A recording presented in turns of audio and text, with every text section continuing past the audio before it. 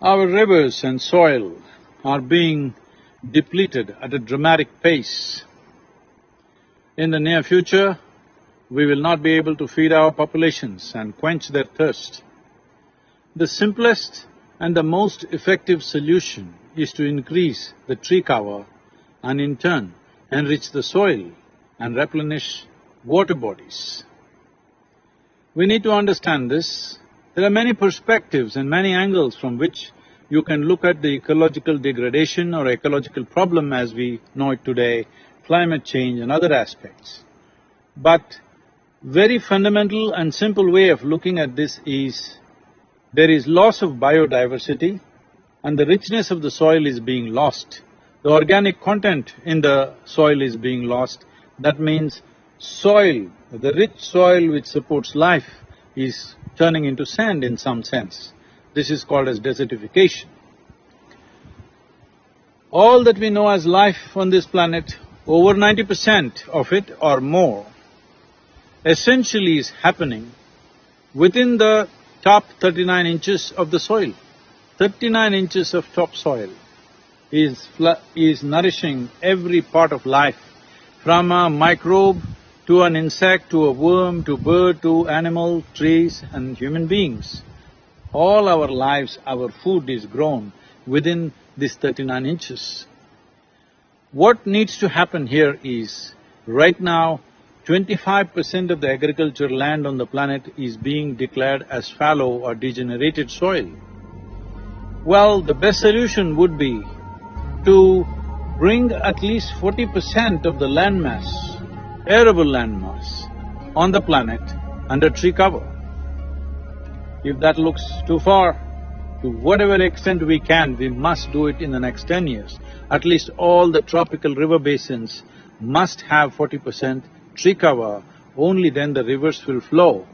Above all, enriching the soil, the richness of the soil determines the vibrance of life that happens on this planet, including ourselves. Our health, vitality, well-being is determined by the richness of the soil.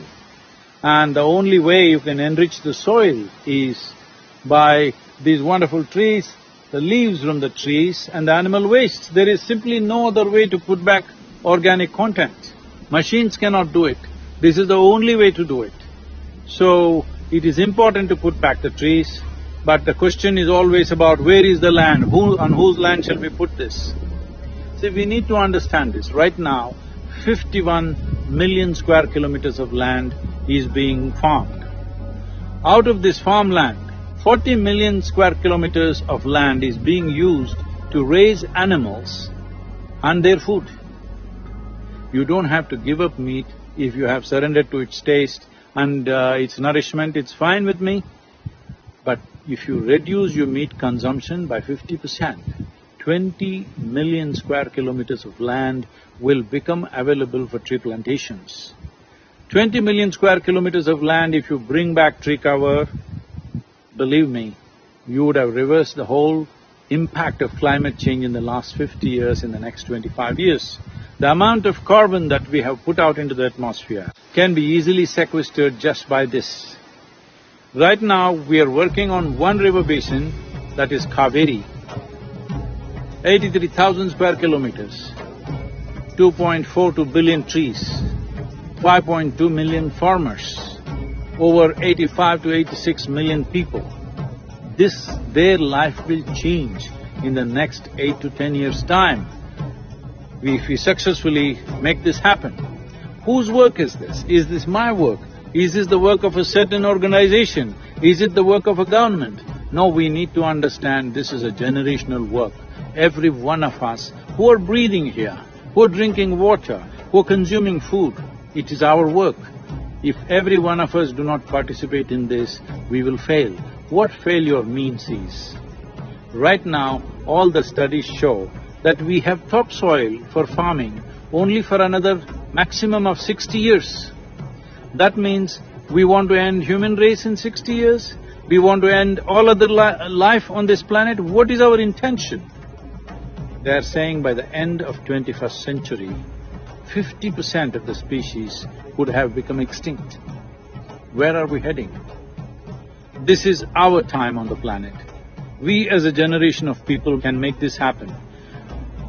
Well, what you can do and cannot do, you decide. I am not here to tell you what you should do, but every one of us is capable of doing something. Each one of us must contribute to making this happen because this is generational work, this is our responsibility for the future generations and it's our privilege. Right now we are at a situation where we can change the very way the life on this planet lives just by doing a simple contribution.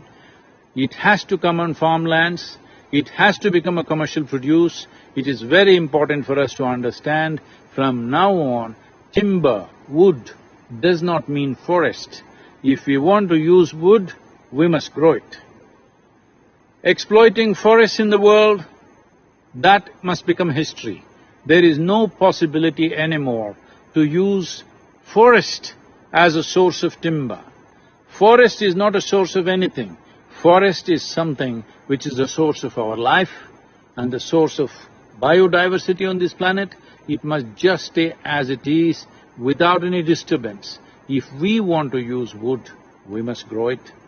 It must become a farm produce. This is why agroforestry, this is why farm-based agriculture, economic value of this is tremendous. Farmers will benefit immensely from this process, as we have demonstrated with over 70,000 farmers that their income can go up anywhere between 300 to 800%. In 5 to 7 years, the nourishment value of the food will be enhanced. Above all, soil will be healthy. The strength and enrichment of the soil determines how strong a life we are. Let's make this happen.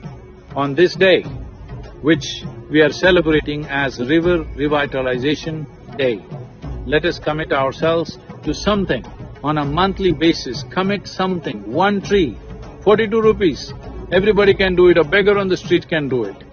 So, commit ourselves to something which is, for the next 10 to 12 years, we will manifest and see that we are not just about irresponsible damage, we are also a responsible repair for this planet.